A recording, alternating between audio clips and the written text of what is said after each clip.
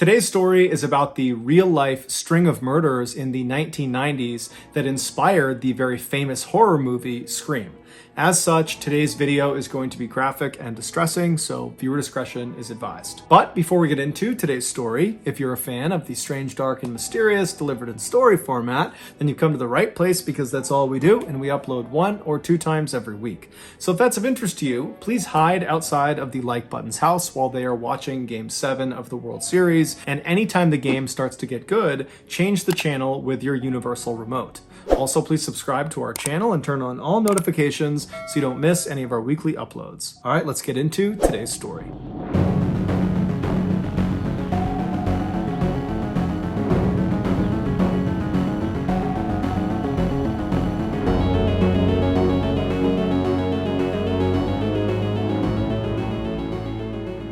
On Sunday, August 26th, 1990, a 56-year-old woman named Patricia Powell and her husband, Frank, pulled into a parking lot right outside of this beautiful 3-story apartment complex in Gainesville, Florida. Gainesville is this beautiful little town in northern Florida that is home to the massive University of Florida, which is known for their big-time football team and their big-time college party scene. Patricia and Frank's daughter, 17-year-old Christine, was going to be a freshman that year at the University of Florida. And apparently she had been so excited after getting her acceptance letter that her dad, Frank, had gone out and got a gold necklace for her that had the school's mascot, an alligator, dangling from it. And Christine wore it all the time. 2 days earlier, Christine and her new roommate, 18-year-old Sonia Larson, the two had actually met over the summer when they took some summer classes together. They had actually already come to Gainesville and they had moved in to this white apartment complex that Patricia and Frank were now parked outside of. And after unpacking some of their things in their apartment, Christine and Sonia had left and gone into town and grabbed a bite to eat at a local restaurant. And then afterwards, Christine had used a payphone to call back home and tell her parents how well it was going and how much she already enjoyed her roommate and how excited she was for the year. And she told Patricia and Frank that she would call them the following day.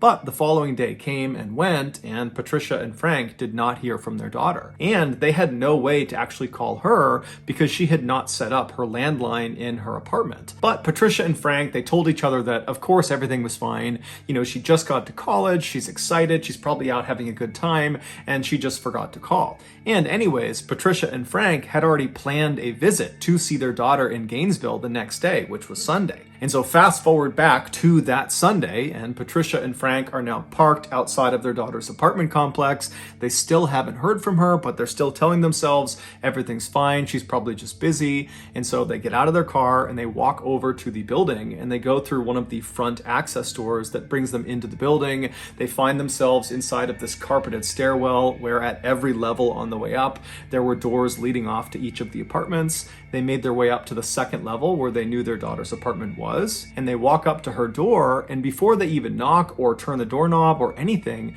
they notice on the door there are all these notes, these handwritten notes that have been taped all over it. And they read a couple of them, and they were notes from some of Christine and Sonia's friends on campus that apparently had tried to stop by over the last weekend but had not been able to make contact with Christine or Sonia. And so these notes said things like, "Hey Christine, you know, we came over to try to get you to come out with us, but you didn't come to the door, so we left without you. Sorry, you know, give us a call when you get in." And so obviously the parents are totally worried given the circumstances. They don't know where their daughter is. They've been telling themselves everything is fine, and now these notes make it seem like everything is not fine. But the parents, they keep their cool and they just start knocking on the door and calling out for their daughter. But there's no answer. And so Patricia and Frank, they start to panic at this point and they leave the carpeted stairwell. They go outside and they find a maintenance worker that works for this building, and they explain their situation with their daughter and how they can't get in touch with her and can he please let them in to make sure she's okay. The maintenance worker said he couldn't without speaking to his manager, and so he goes to his manager, and the manager, she says that's fine, but we need to get the police involved. They need to escort us into the apartment. And so the maintenance worker calls the police and requests this escort escort, and a few minutes later, a single Gainesville police officer arrives at the apartment complex. And he tells Patricia and Frank that just as a precaution, I need you guys to stay outside. So they stay right outside those front access doors. They're outside of the apartment building. And then this officer, along with the maintenance worker and the manager of the building, those three, they go inside the stairwell, they go up to the second floor. And at that point, the maintenance worker gets out his keys, he finds the right one, and he opens Christine and Sonia's door. The door swings open, and immediately the police officer yells out for the two girls, but there's no answer. And so the officer is first into the apartment, which basically immediately opens up to their living room. And in the middle of the living room is a couch that's angled towards the right side of the room where a TV had been set up. And so the officer, again, as he walks in, he's calling out, trying to get the girl's attention, but there's no answer. Behind him is the maintenance worker and the building manager. And they begin making their way towards the right side of the living room, over towards that TV, to see if maybe someone was laying on the couch. And as they round that corner and can finally actually see the front of the couch, the maintenance worker, after seeing what he saw, screams out and runs out of the apartment. He runs down the stairs, out the access doors, and begins vomiting on the grass and sobbing right next to Frank and Patricia. Naturally, Frank and Patricia, after seeing this, are immediately concerned that something's wrong with their daughter. And so they run inside, they go up the stairs, and they start running into the apartment. And the police officer and the building manager, they try to stop them from getting in, but there was nothing stopping them. They managed to push past those two. They get into the living room and they're calling out for their daughter, and eventually they make their way over to the side of the couch and they see their daughter, Christine. She is lying on the ground in front of the couch. She's on her back, she has no clothes on, and she's been stabbed to death. And whoever has killed her has positioned her in this very suggestive, sexual, lewd position, as if they were trying to demean her as much as possible and shock whoever found her. And so after these totally devastated and wrecked parents are escorted out of the apartment, this one police officer, he continues searching the apartment. And so he searches the rest of the first floor. There's no sign of Sonia. He goes upstairs and he finds Sonia. She's laying on her bed. She also has no clothes on. She's been stabbed to death, and she's positioned on the side of the bed in a sort of suggestive, lewd position, much like Christine downstairs. It would later be determined that Christine had been sexually assaulted, but Sonia had not been. The officer at this point leaves the apartment. He goes outside. He walks past the grieving parents who are being consoled by the building manager and the maintenance worker, and the officer goes over to his car and he uses his radio to call in for backup. A forensics team comes out to the apartment and they begin processing the scene, and right away they discover on the outside of the door frame of the door leading into the apartment, there were markings on the edge that looked like someone had used a screwdriver or some similar instrument to pop open the door. They also found there was a towel and some soap that was lying on the ground near Christine's body and near the couch that had apparently been used to both clean Christine's body and also clean some other parts of the apartment. And so they believe this was done to try to intentionally destroy evidence, suggesting the killer or killers were somewhat sophisticated. They also discovered there was some residue on Christine's wrists that indicated at some point her hands had been bound by duct tape. But when she was found, her hands were not bound and there was no duct tape from her wrists. And so whoever had done this had at some point removed the duct tape and taken it away. And so investigators believed that the killer or killers had used the duct tape to immobilize Christine for the attack. And then after she was deceased, they had removed that tape in order to be able to get her arms up over her head, which seemed to increase the shock value of this lewd position they had put her in. Based on what they saw inside of this apartment, the police were convinced they were up against a group of killers or a killer that had targeted these two girls, that this was not some random attack, that this was calculated, this was on purpose, and if they didn't get caught, they were going to strike again. And so even though the police really didn't have any leads to operate on, they just had this crime scene and they were looking for maybe someone with duct tape and a knife and a screwdriver. I mean, that was really about it at this point. And so even though they have virtually nothing,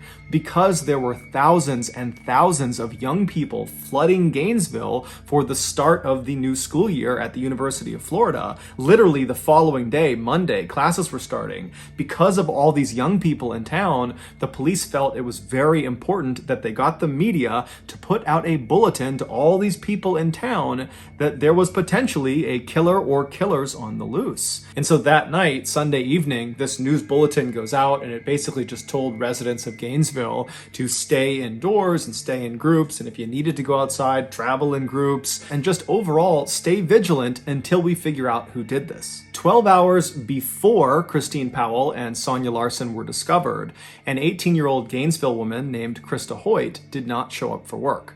Krista was a student at Santa Fe Community College, which was right down the road from the University of Florida. That year, she was planning to transfer to the University of Florida, and then after graduation, she wanted to pursue a career in forensics with the FBI. And so given her interest in law enforcement, while she was a student, she had gotten a part-time job working in the records department of the sheriff's office. And apparently, at this sheriff's office, she was famous for always coming to work, no matter what, including the time that she got her wisdom teeth removed, and then an hour after coming home, she showed up for work. And so on this Saturday night, when Krista was supposed to be showing up for work, and she didn't call ahead, and no one could get in touch with her on her landline, everybody at the sheriff's office was really concerned. And so they waited around for about an hour, hoping that she might just show up with some story about why she was late, but she never showed up. She didn't call. They still couldn't get in touch with her. And so in the very early hours of Sunday morning, the sheriff's office called the Gainesville police and asked them to do a welfare check on Krista. And so 2 police officers from the Gainesville Police Department, they show up at the apartment belonging to Krista Hoyt. Krista lived alone, and she lived about 2 miles away from Christine Powell and Sonia Larson. And so these 2 officers, they get there and they walk up to the front door and they knock, but there's no answer. And they try the doorknob, it's locked. And so one of the officers walks around to the back of this apartment and he sees there's a glass sliding door. And so he knocks on the glass sliding door, there's no answer. He tries the door, it's locked. And then he notices the drape that's inside the apartment that's covering up this sliding glass door. It reaches almost to the ground, but not all the way. There's a couple of inches on the bottom where if you were laying on the ground, you could actually look through this little space and see into the apartment. And so that's what he does. He lies down and he puts his flashlight up and he looks through this couple inch gap on this window. And as soon as the light illuminates what's inside of this apartment, he finds Krista. Krista is sitting on the edge of a bed that's not that far away from the sliding glass door, and she's facing the door. She's kind of hunched over at the edge of the bed. She's got no clothes on, and she's got stab marks all over her back, and she's missing her head. And her head was next to the bed to the left, up on the shelf, and it was positioned in such a way that it almost appeared like the head was looking down at the detached body. When this crime scene was processed, the forensics team immediately noticed there were marks on the backsliding glass door where someone had used probably a screwdriver or something similar to pop the door open. And then they also found residue of duct tape on Krista's wrists, but the duct tape was gone. She was found with her hands not bound. It would later be determined that Krista had been sexually assaulted before she had been murdered. The obvious similarities between Krista's crime scene and Christine and Sonia's crime scene were initially only recognized by Gainesville police because much of the information about the 2 crime scenes was not public. But that night, Sunday evening, when the police went to the media and asked them to put out that bulletin to all Gainesville residents to say that there could be a killer or killers on the loose, it didn't take long for residents of Gainesville and news anchors to begin speculating that you have these 2 murders that have happened really close together physically. They're less than 2 miles apart, and they've probably occurred within the last 24, 48 hours. So they've happened in rapid succession. They're both unsolved. And so even without intimate details of the crime scene, it wasn't hard to say, I think these 2 are probably connected. And so that night, Sunday evening, Gainesville really went into a state of panic. And within hours of this news, you had stores all over Gainesville that had sold out their deadbolts and locks, their mace, their stun guns, their baseball bats, their actual guns, their knives. I mean, people were really trying to arm themselves to protect themselves against this unknown threat that was murdering students in Gainesville. And the police, even though they did not come out and substantiate the claims that, perhaps these two homicides are connected, they did believe they were. And so that night, Sunday night, as all this chaos is kind of unfolding in town, the police put hundreds of officers all over the place, on foot on every street corner. They had police cars and trucks parked all over the place. I mean, the entire town was on an extreme heightened alert because the police believed another attack was imminent. And so all they could do was try to come out in force to try to discourage the killer or killers from striking again. But as it would turn out, it didn't work. By the following morning, so Monday morning, what was happening in Gainesville had gone from just being a Florida story to a national story, and everybody all over the country was talking about it. And one woman named Lisa Byers, who was in her 20s, she did not live in Gainesville, but she had a very close friend who did. She was 23-year-old Tracy Paulus. Tracy had taken some years off from college, but that year had decided to go back and give it another go. And so she was enrolled at the University of Florida.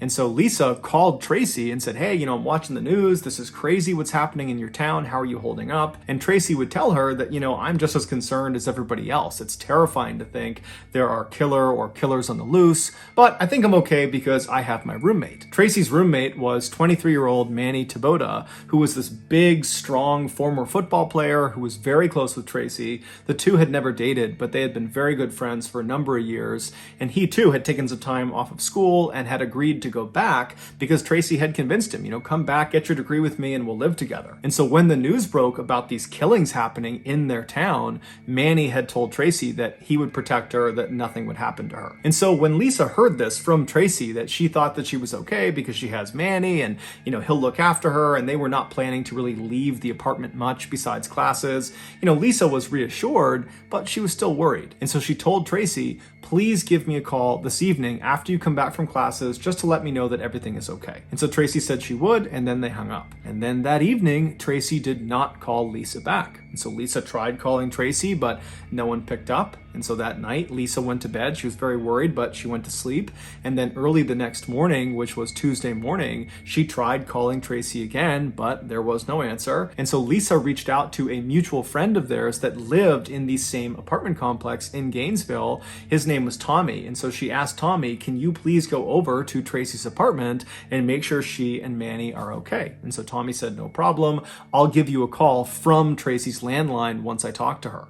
And so about 5 minutes later, Tracy got a call. She picked it up, and it was Tommy calling from Tracy's landline, and he was just screaming. When the police arrived at Tracy's apartment, they found Tracy in her bedroom, and like the other victims, she had no clothes on. She was positioned on the side of the bed in a very suggestive, lewd position. She had been stabbed to death, and it would turn out she had been sexually assaulted. And then down the hall from Tracy, they found Manny. He was in his bed, and he too had been stabbed to death, except he had his clothes on and he was not positioned in a suggestive position. He had kind of died wherever he was, and that was the position they found him in. The forensics team, when they processed the scene, they found markings on the outside of the back sliding door where it looked like someone had used a screwdriver to pop open the door, and then on Tracy's wrists, they found that residue from duct tape, but there was no duct tape. It had been removed. At this point, to the police, it was undeniable that they were up against a serial killer or killers. And when the news broke that there was now a fourth and fifth victim, and they were both college students, and one of them was now this big strapping man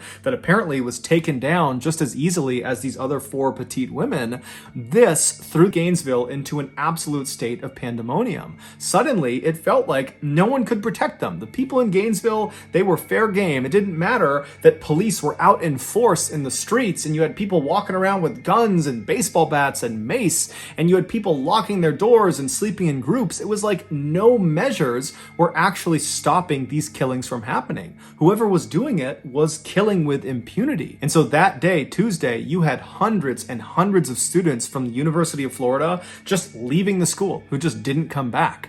And as for the police, they called in the FBI and the National Guard. And so by that night, Tuesday night, there were literally hundreds of officers and state police officers all over the place. There were helicopters overhead, both police helicopters and news helicopters with spotlights. They had National Guard military-style trucks all over the place. And so Gainesville was really at the highest alert you could possibly be on. But even still, the people of Gainesville, they were not going to feel safe until the police made an arrest. And the next day, just 24 hours after Tracy and Manny had been found, the police did just that. After receiving dozens and dozens of tips about one particular individual, they were able to arrest 19-year-old Ed Humphries, who was a freshman at the University of Florida. They arrested him for domestic abuse because he had actually struck his grandmother in the face. And so they pick him up for domestic abuse, but they set his bail at a whopping $1 million, which is way higher than you would normally expect for a domestic abuse charge.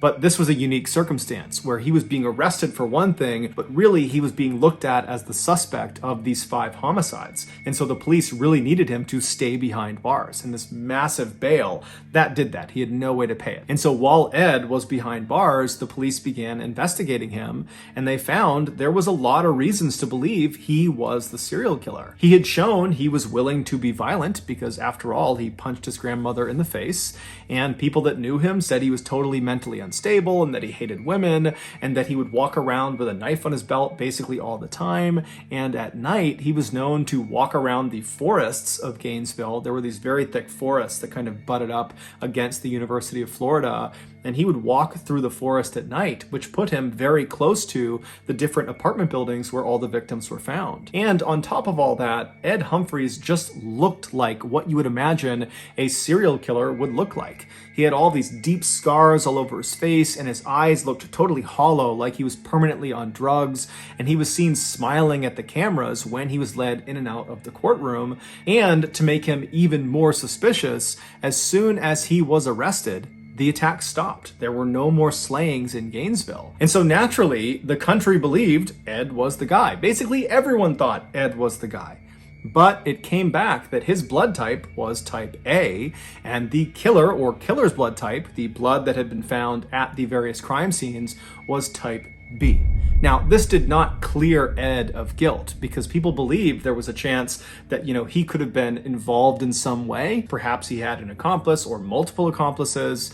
But when this news broke, pretty much everybody was back on edge because clearly there's at least one or more killers that are still on the loose. Shortly after this blood type discrepancy presented itself, the FBI approached the Gainesville police and said, hey, why don't you use our VCAP program? VCAP stands for Violent Crime Apprehension Program. And what it was this computer program where it allowed investigators to input details of their crime they were investigating. And when they submitted it, it would be compared against this huge database of other crimes in the country. And if there were any similarities with any other crime, those similar crimes would get popped on screen. And so when the Gainesville police input the information from these 5 student slayings in Gainesville, the computer program spit out a single match. It was from an unsolved triple homicide in 1989 in Shreveport, Louisiana, which is a town located about 800 miles to the northwest of Gainesville. Shreveport, back in the late 1980s, was considered so safe by its residents that many of them didn't lock their front doors and they would leave their car keys just sitting on their front dash. But in 1989, that would all change. On Friday, November 3rd of that year, 8-year-old Sean Grissom was dropped off at his grandfather's house in Shreveport. He was there to celebrate his 8th birthday. And so his grandfather was this 56-year-old man named Tom who was divorced, and he was getting ready to retire soon, and he was also trying to spend more time with his grandson. And so he was very excited about having Sean over. Also staying at this house with Sean and his grandfather was Sean's aunt, 24-year-old Julie Grissom, who was a college student. She was attending Louisiana State University in Shreveport. When Sean was dropped off by his mother at his grandfather's house, the grandfather, Tom, yelled out to the boy's mother and said, I'll have him back by Monday. I'll drop him off, see you later. And so Sean's mother, she leaves, and that day and the following day, she doesn't hear from Sean's grandfather or from Julie. And so come Sunday night, she tries calling them to, see what's going on. She knows they're having a great time and doesn't really want to interrupt them, but she also hasn't heard from them. but they don't pick up. She convinces herself that everything is just fine, that I'm sure there's an explanation, and so she ends up going to bed. And so the next morning, Monday morning, when Sean is supposed to be dropped off early enough that she can take him to school, when he doesn't show up, the mother calls the grandfather back and tries to get in touch and figure out what's going on, but she can't get in touch with him. And so she's telling herself that, okay, well, his grandfather must have just dropped him off at school. And so the mother calls Sean's school, and the school says, no, we have not seen Sean today, and we haven't heard from him, so we don't know what's going on. And so now Sean's mother is terrified. She calls the police, and the police actually get in touch with the neighbor of Tom Grissom, and they ask this neighbor, hey, can you go next door and just make sure Tom and Sean and Julie are okay? And so this neighbor says, no problem. They leave their house, and immediately they notice, as they're looking at Tom's house, that the two cars in the driveway had not left since Friday. It was just something the neighbor noticed. And then they also noticed that there were two newspapers at the end of the driveway. It was the Monday and Sunday paper. And they knew Tom always read the newspaper. And so the idea that he would just leave them sitting at the end of the driveway, that didn't really add up. And so the neighbor walks around to the front door, and they notice there are lights on inside, and they knock on the front door, but there's no answer. They try the front door, but it's locked. And so they end up going around to the very back of the house, and they're able to get into the house through the garage. And then through the garage, they open another door that leads into the main part of the house. And this neighbor they immediately see on the ground towards the back door near the kitchen is Tom. He's laying on the ground, and he's obviously deceased. And so this neighbor, they run out, they call the police. The police come back over. They go inside the house, and sure enough, they find Tom Grissom has been stabbed to death. He's laying on the ground near the back door. They find Sean Grissom, the 8-year-old. He's slouched over on the couch in front of the TV, and he's been stabbed to death as well. And then upstairs, they found 24-year-old Julie, the aunt, and she was positioned on the edge of the bed in this very suggestive way. She had no clothes on, and she had been stabbed to death, and it would later be determined she had also been sexually assaulted before she was killed. And they also discovered there's vinegar on her body, as if whoever's done this has attempted to clean her with vinegar. There was no sign of a robbery in the house or ransacking in the house. There was no sign of forced entry. Overall, the investigators said this was a very neat crime scene, as if whoever did this had done this with great intentionality. And so after kind of going through the crime scene, the police really didn't have any leads to go off of, and so this crime went unsolved. And so as these Gainesville police are looking at this report in this VCAP computer system, and they're reading about this unsolved triple homicide, all they can think about is how unbelievably similar the crime scene was to all the crime scenes of the student slayings. Specifically, that Julie had been arranged in this kind of suggestive pose like the other female victims in Gainesville. And on top of that, it was determined that the blood type of the killer in Shreveport was type B, same as the killer or killers in Gainesville. So there was a match in the blood type. Somehow, after this discovery through this VCAP program, the media found out about this Shreveport unsolved triple homicide and how apparently it was incredibly similar to all these slayings that have taken place in Gainesville. And so before long, that was all every news network all over the United States was talking about. And at first, the police in Gainesville and anybody involved in this investigation was very upset about this because one, they probably had a leak that someone was giving information to the press, but two, the press was kind of jeopardizing their investigation because by having these details leaked, the killer or killers could potentially benefit from kind of knowing what the police were thinking about and what they were up to. But as it would turn out, this particular leak would prove to be quite fruitful. Shortly after this news about the Shreveport killing and the student slayings was all over the news, this woman named Cindy, who lived in Shreveport, she called the police after watching all the news like everybody else and told the police they really ought to look at this guy, Danny Rawling. Danny Rawling was this 37-year-old drifter who was in Shreveport at the time of the Grissom family murders in 1989, and apparently after those murders, he had told Cindy's husband that he, quote, had a problem, and his problem was he liked stabbing people.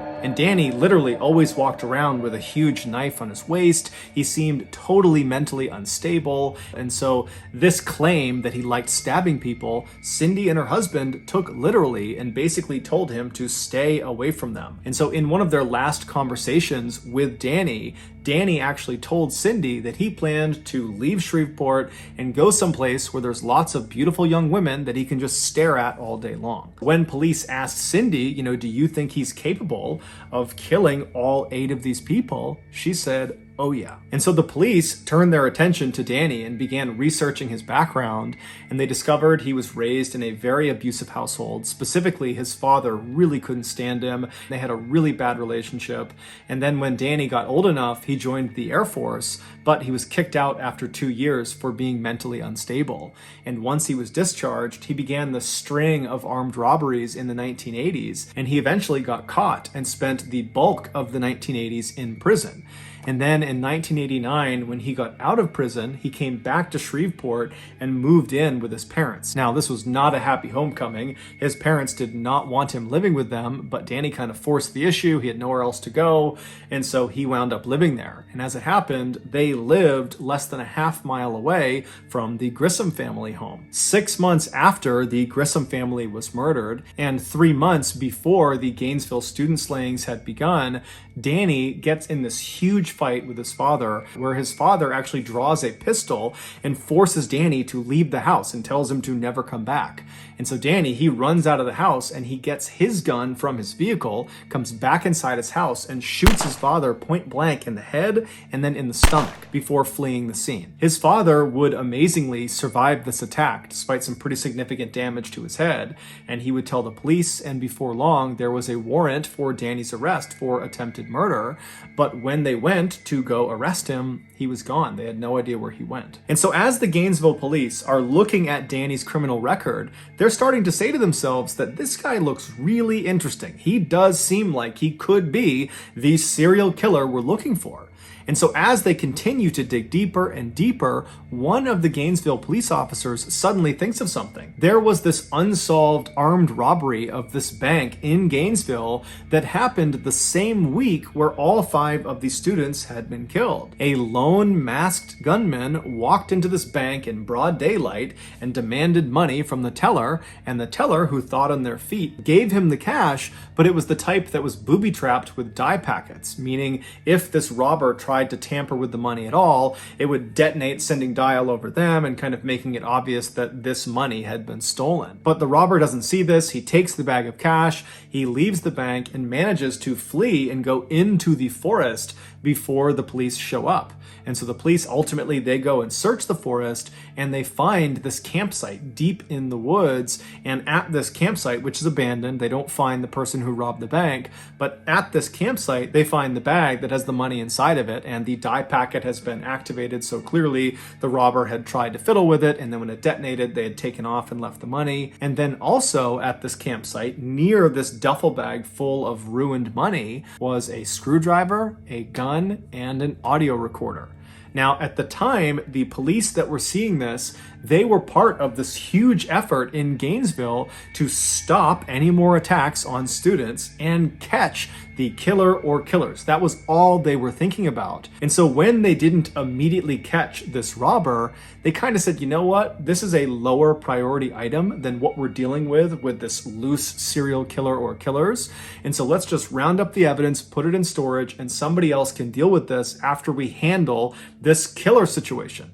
And so no one listened to the audio recording. They just put it in evidence. They grabbed everything else, put it in evidence, and they threw it in the storage room. And so now this Gainesville police officer that's just remembered this unsolved armed robbery, he says to the group that's investigating Danny, he says, hey, since Danny has a penchant for armed robbery, clearly he has a rap sheet full of armed robberies, maybe if he was the serial killer and he killed all these students, that would have meant he was in Gainesville, and so maybe he committed this armed robbery. And so we should go look at the evidence and listen to that tape. And so the officers, they practically run to the storage locker. They get the evidence from this unsolved armed robbery. They come back and they hit play on this audio recorder. And what they hear is unbelievable. They hear on this recording a man singing a song. It's clearly a song he wrote, and he's singing about being a, quote, mystery killer.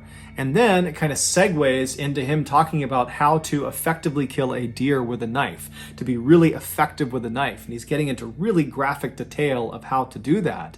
And then, somewhat unbelievably, on this audio recording, the man identifies himself. He says his name is Danny Rawling. And so this audio recording was huge. It meant Danny Rawling, the guy they're looking at as potentially being the serial killer, was definitely in Gainesville, in the woods near the University of Florida, the same time frame that all of the victims were killed. Also, the screwdriver that had been found at this campsite matched the markings that had been made along the outside of some of the door frames of the victims' homes. They also went into Danny's military records, and it showed he had a blood type of B. So his blood type matched the blood type that had been found in all of the victims' homes. And so just like that, Danny became the number one suspect, and when they went to figure out where he was, amazingly, they found he was already in custody. He was being held in a jail cell 40 miles south of Gainesville for another armed robbery. And so immediately, Danny was charged in the murders of the 5 Gainesville students.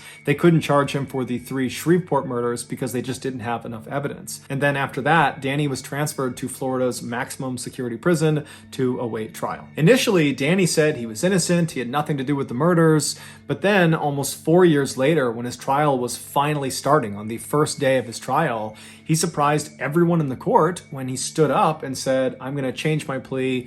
I'm guilty on all 5 counts. I did kill all 5 students." He would tell the court the reason he did this is he wanted to be a superstar like the notorious serial killer Ted Bundy, who he looked up to. Danny would also, at another date, confess to killing the 3 Grissom family members in Shreveport. Because of Danny's detailed confessions, we now know all the terrifying details of what actually happened when he killed all 8 of his victims. Back on Friday, November 3rd, 1989, Danny was fired from his job as a waiter at a local restaurant in Shreveport, and so he was frustrated, he was angry, and he was kind of walking around his neighborhood when he decided the way he would kind of channel his frustration was he would go kill some people.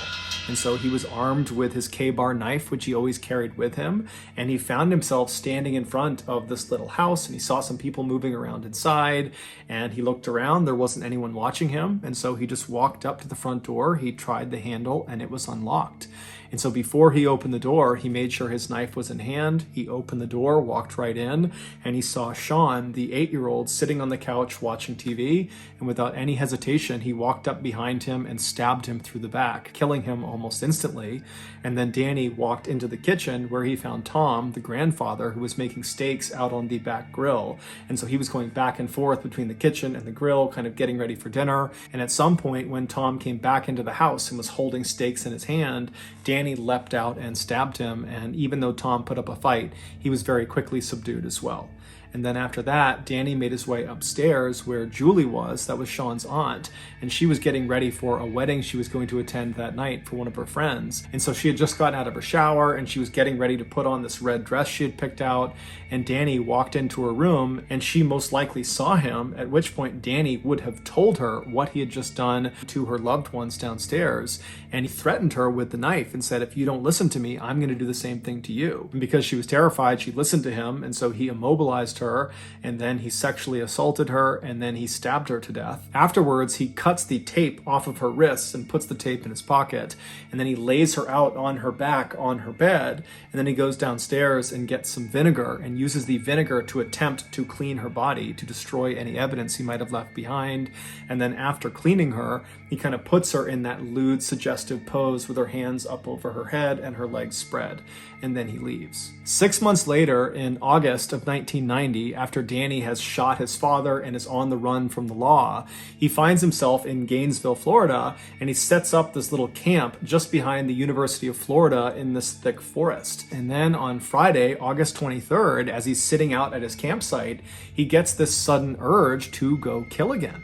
And so he waits for it to get dark out, and then he gets out his audio recorder and he records himself alluding to this murder he is about to go perpetrate. Well, let me sign off for a little bit. I got something I gotta do. Then, armed with a pistol, a screwdriver, and his K-bar knife, he left his campsite and walked in the darkness in the forest about a mile away until he was looking from inside the forest out towards this 3-story white apartment building. And it's believed that within the last 24 hours, he had been in that area and he had seen 2 young girls go in and out of this apartment building. And that was all he needed to determine who his victims were going to be. And so those victims were Christine Powell and Sonia Larson. And so when he was standing in front of their apartment building, he eventually strode out of the forest. He walked up to that access door that led him into that stairwell. He made his way up to the door of Christine and Sonia, and he used his screwdriver to pop the door open. He went inside and shut the door behind him and walked into the living room, and he found Christine was sleeping on the couch. And so he left her be. He didn't touch her. He went upstairs and he found Sonia sleeping on her bed. And so as he's standing there, realizing that he has these 2 girls, he needs to make a decision about which one he's going to kill first and which one he's going to sexually assault. And so as he's standing there looking over Sonia's bed, he decides he's going to kill Sonia and then he's going to sexually assault Christine. And so very casually, he walks into Sonia's room. She's fast asleep. She's on her back, and he pulls out a piece of duct tape. And he gets the duct tape in one hand and he pulls his knife out in the other, and he presses the duct tape over her mouth, which wakes her up, and then he drives the knife into her chest. And so Sonia would put up a pretty incredible fight, but ultimately she would succumb to her injuries. And then after she was dead, Danny just left her where she was, and he went downstairs and he found Christine was still asleep on the couch. She had not woken up from the commotion upstairs. And so he walked right in front of her, and standing over her with his knife, he kind of nudged her awake. And when she woke up, he had a piece of tape, he put it over her mouth, and he told her to be quiet and held up the knife and told her that I just killed your roommate, and if you don't listen to what I'm going to say, I'm going to kill you too. And so naturally, she complied to what he wanted. And so she let her wrists be tied, and then at that point, he cut her clothes off, he sexually assaulted her, and then he stabbed her to death. And so after she was dead on the ground, he went and got that towel and that soap, and he began cleaning Christine's body to try to remove any evidence he might have left behind. And then he cut the duct tape off of her wrist and removed the duct tape from her mouth and put those in his pocket. And then he positioned her in that kind of lewd, suggestive position that she was found in. And then Danny went back upstairs and cut the clothes off of Sonia and then positioned her on the side of the bed in a suggestive position as well. And then Danny leaves the apartment. So he goes back into the woods. He walks in the wood line back to his campsite. But when he got there, he was just too jacked up. He was too excited from what he had just done that he just couldn't control himself. All he wanted to do was go out and kill again. And so he managed to sit at his campsite for a total of 8 hours before he couldn't help it any longer. He had to go back out and find another victim. And so his next victim, he decided, would be this woman he just happened to see a couple of days ago. He was walking down the road near this row of apartments near the school, and he looked into one of them, and he just saw there was this girl in this apartment, and he just thought for a second, I bet she lives alone there. But that was the entire interaction. He didn't know this person. He was just kind of guessing that she might be alone in there. And so here he is in the forest after killing these 2 teens. And he's like, okay, I'm going to go back to that apartment because I think that woman is alone. And that woman would be Krista Hoyt. And so in the early morning hours of Saturday, August 24th, Danny leaves his campsite with his screwdriver, his gun, and his K-bar knife, and he walks about a half mile away from his campsite until he's still in the woods, but he's looking out at the back of Krista's apartment. And then at some point, he walks out of the forest, he walks right up over her fence and gets up to her back sliding door. He uses his screwdriver to pop the sliding door open. He slides it open, he steps inside, and he finds out that Krista is actually not in her apartment. There's no one in her apartment. But instead of leaving and finding another victim, he decides he'll just wait for Krista. And so he shuts the sliding back door and he goes into her bedroom closet and shuts the closet and then just waits.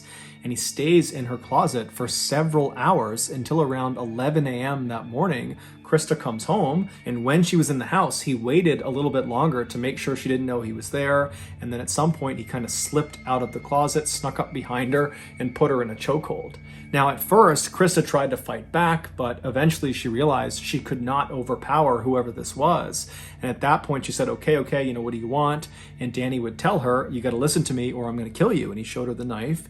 And so Krista said, okay. And she put her wrists out. He taped her wrists with duct tape. He put tape over her mouth. And then he brought brought her into her bedroom where he cut her clothes off and sexually assaulted her, and then afterwards he stabbed her to death. Once she was dead, he cut the duct tape off of her wrists and pulled the duct tape off of her mouth and put that duct tape in his pocket, and then he positioned her body on the bed in a suggestive position before he left. When he got back to his campsite, he realized he had accidentally left his wallet in Krista's apartment. And so, calm as can be, he walked back through the forest, right back into Krista's apartment. He found his wallet and he was about to leave when he thought to himself, well, wait a minute, I should mutilate her body. And so he pulled Krista's body off of the bed and using his knife, he decapitated her. He put her head up on the shelf next to the bed, and then he repositioned her body on the edge of the bed, making it seem like she was kind of hunched over, looking out the back door. And then before he left, he reached up and twisted her decapitated head and made it seem like it was looking down at the rest of her body. 48 hours later, on the evening of Monday, August 27th, Danny was back at his campsite out in the woods, and he suddenly got the urge to go kill again. And so he stood up, he grabbed his knife, his screwdriver, and his gun, and he walked away from camp, made it about a mile through the woods until he was standing still in the forest looking out at this big apartment complex that was very commonly occupied by college students. And so at some point he leaves the forest and walks up to the first apartment he sees. He has no idea who's going to be in there, and he goes up to their sliding back glass door. He gets his screwdriver out and he pops it open. He slides the door open, he steps inside, and the first thing he sees is Manny Taboda, this big, strong former football player who's laying in his bed. And Danny just walks over and starts stabbing him, and Manny wakes up and puts up one heck of a fight, but ultimately Danny is able to overpower him and kills him. While Danny was stabbing Manny,